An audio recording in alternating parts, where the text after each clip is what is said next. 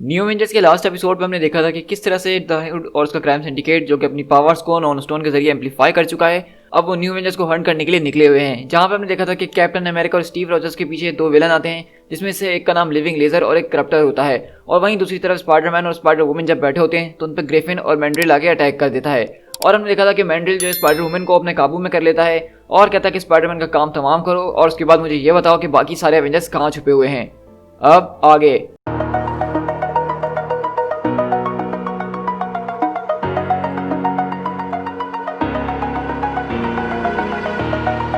over the edge, feel like I'm floating through the air. The pain I felt is paid for, all is said and done. Oh, I am restricted, fixed upon the web. I need to kick the habit that my mind is breathing in. Break out, I've got to see. Spent all my life holding all of it closely. I played it innocent, a feel of discontent. I'm finally facing it all, fearless.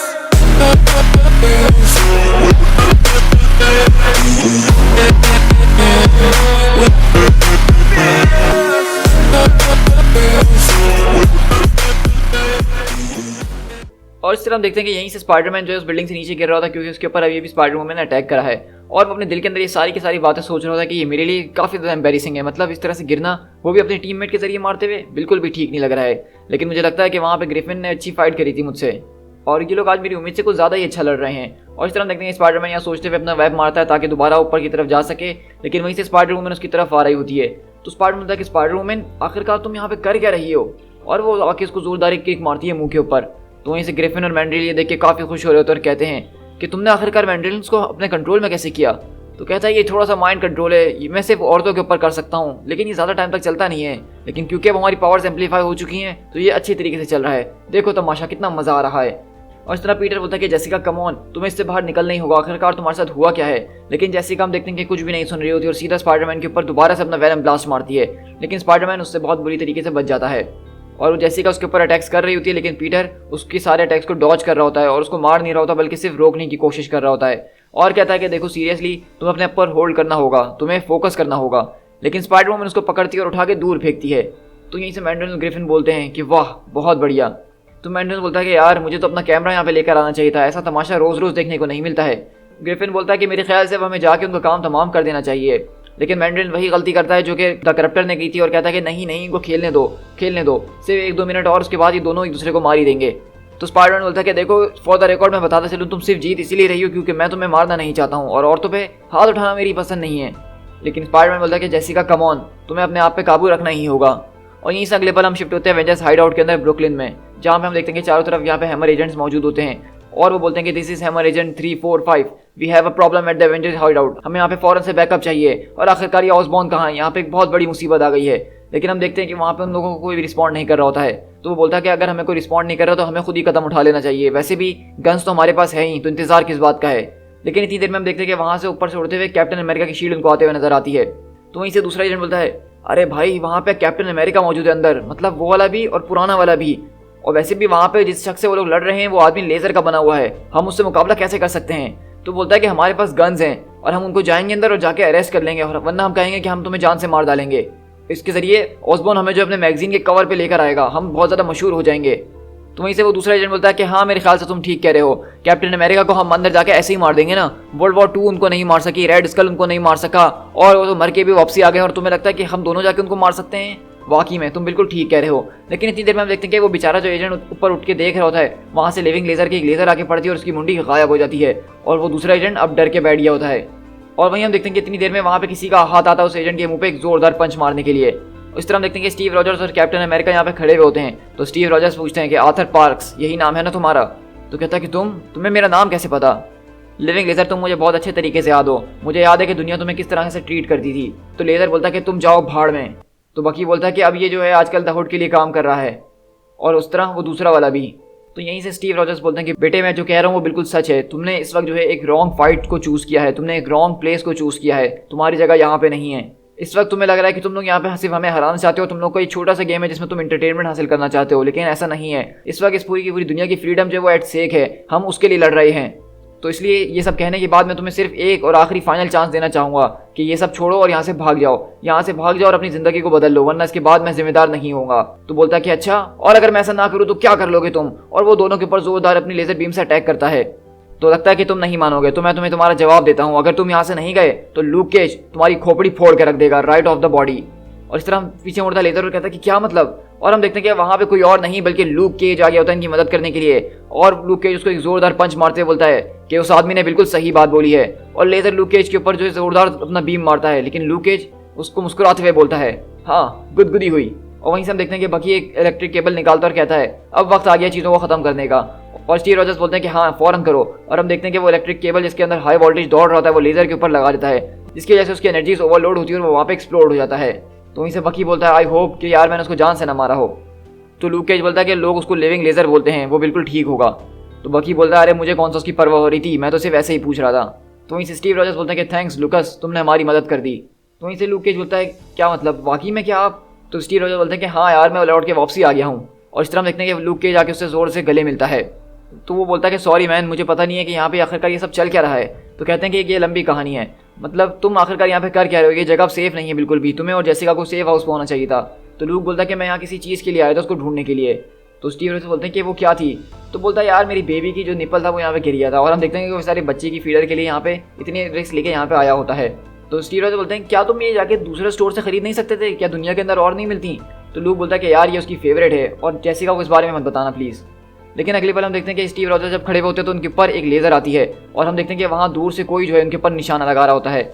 और ये कोई और नहीं बल्कि आप समझ ही गए होंगे कि कौन है।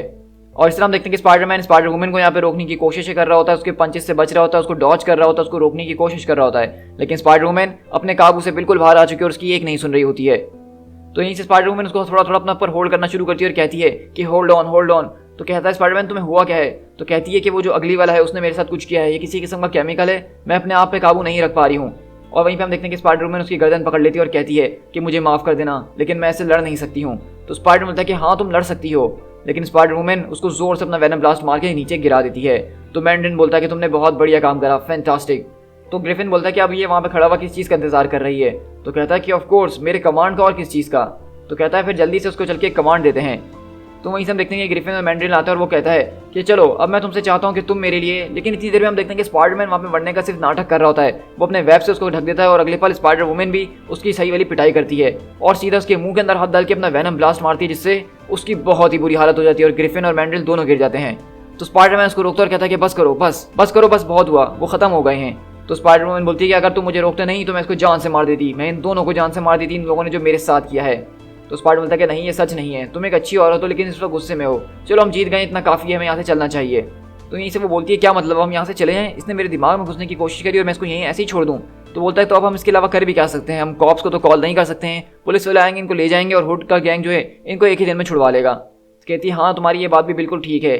तो कहता है कि मुझे पता है कि मुझे क्या करना है, मैं एक प्रेस वाले को यहाँ पे बुलाऊंगा एनॉनिमसली और ये रिपोर्ट जो है पुलिस तक जाने से पहले प्रेस वालों के पास पहुँच जाएगी। तो उसके ज़रिए जब वो पुलिस के पास जाएंगे तो उनको आज़ाद इतनी जल्दी नहीं किया जाएगा, हो सकता है कि जहाँ वो एक दिन में छूट जाए वहाँ उनको 1 हफ्ता या 2 हफ्ते रख लिया जाए। मे भी इसी तरह हम लोग जो है हुड के लोगों को एक एक करके गिरा सकते हैं। तो स्पाइडरमैन बोलती है और इतना करना हमारे लिए काफ़ी होगा? तो स्पाइडरमैन बोलता है कि हाँ अभी के लिए काफ़ी होना ही चाहिए। और इस तरह हम शिफ्ट होते हैं स्टीव रॉजर्स, कैप्टन अमेरिका और लूक केज के पास, जहाँ पे वो कहते हैं कि निक फ्यूरी तुम यहाँ क्या कर रहे हो? वहीं पे निक फ्यूरी बोलते हैं कि सेंटोरा किलोजेन नगेट्स। तो लूक केज बोलता है कि आखिरकार अब तुम ये क्या बोल रहे हो? तो निक फ्यूरी बोलते हैं कि ये किल स्विच कोड है उन लाइफ मॉडल डीकॉज के लिए, मैं इस बात को मेक श्योर कर रहा था कि सब यहाँ पे वही हैं जो वो कह रहे हैं। तो हम देख रहे हैं कि बेसिकली यहाँ पे निक फ्यूरी आ गए हैं स्टीव रॉजर्स से मिलने के लिए, तो आप समझ सकते हैं कि अब मामला बहुत ही ज़्यादा ऊपर जाने वाले हैं। तो वहीं से स्टीव रॉजर्स अपनी शील्ड पीछे करते हुए बोलते हैं कि ये मैं ही हूँ निक फ्यूरी और मैं तुम्हें कॉल करने वाला था, लेकिन मुझे पता नहीं था कि तुम्हें कॉल कहाँ पे करनी है, क्योंकि तुम इतनी आसानी से मिलने वालों में से तो हो नहीं। तो चलो मेरे साथ, मैं तुम्हें सब कुछ समझाता हूँ। तो इस तरह निक फ्यूरी बोलते हैं कि मैं अकेला नहीं हूँ। और हम देखते हैं कि यहाँ पे निक फ्यूरी के साथ इनके सीक्रेट वॉरियर्स भी यहाँ पे मौजूद हैं, जिसमें sling shot, Hellfire, Phobos, Eden, quake और स्टोनवॉल मौजूद हैं। और यहीं से हम देखते हैं कि अगले पल यहाँ पे क्योंकि हैमर के लोगों ने बैकअप अपना मंगवा लिया था, तो हैमर के एजेंट्स यहाँ पे पहुंच जाते हैं पूरे हेली कैरियर्स वगैरह लेके। लेकिन अब यहाँ पे क्योंकि सीक्रेट वॉरियर्स की टीम भी मौजूद है, कैप्टन अमेरिका, स्टीव रॉजर्स और लूक केज, ये सारे मिलकर उनकी ज़बरदस्त तरीके से धुलाई करते हैं। और यहीं से हम शिफ्ट होते हैं कुछ टाइम के बाद ब्रुकलिन के एक नए सेफ हाउस के अंदर, जहाँ पे एवेंजर्स बैठे हुए सब इंतजार कर रहे होते हैं। और क्लिंट बार्टन बोलता है कि देखो वो लोग आ गए हैं। और इस तरह हम देखते हैं कि यहाँ पे स्टीव रॉजर्स आज अपने साथ सीक्रेट वॉरियर्स को भी लेकर आ रहे हैं और कहते हैं कि एवेंजर्स। तुम से जेसिका बोलती है क्या ये सच में? हाँ मैं तो सिर्फ वहाँ पे एक स्टोर पे गया था कुछ सामान लेने के लिए, लेकिन देखो मैं अपने साथ किसको लेकर आया हूँ। लेकिन कैरल बोलती है कि ये किसी किस्म की ट्रिक है ना, तुम लोग कोई मेरे साथ मजाक कर रहे हो ना। लेकिन हम देखते हैं कि स्टीव रॉजर्स कैरल के कान में आके कोई छोटी सी बात बोलते हैं जो हमें नहीं बताई जा रही है, लेकिन उसके सुनने के बाद कैरल समझ जाती है कि स्टीव रॉजर्स ही और उनसे गले लग जाती है। तो वहीं से फोबोस बोलता है कि ये लोग इतने ज़्यादा इमोशनल क्यों हो रहे हैं, तो निक फ्यूरी बोलते हैं कि खामोश रहोगी। लेकिन वहीं से कैप्टन अमेरिका की टीवी की तरफ देखते हैं और बोलते हैं कि सन ऑफ अ बिच, क्या ये सच में हो रहा है? और यहीं से हम देखते हैं कि टीवी के अंदर न्यूज़ चल रही होती है कि इस वक्त जो आप इमेजेस देख रहे हैं ये बिल्कुल लाइव है। द माइटी थॉर जो है उसको नॉर्मन ऑसबॉर्न और उसके एवेंजर्स ने मिलकर गिरा दिया है।